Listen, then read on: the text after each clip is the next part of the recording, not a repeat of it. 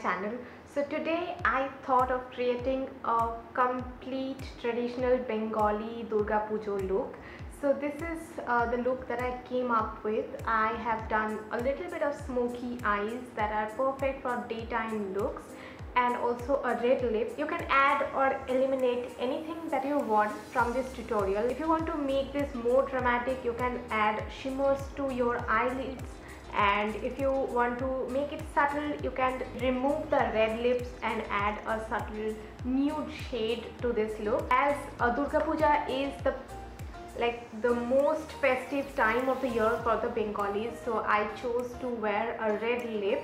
Every Bengali girl or woman does this during daytime also, so I also wanted to do that. If you like what you see on me, then keep on watching this tutorial.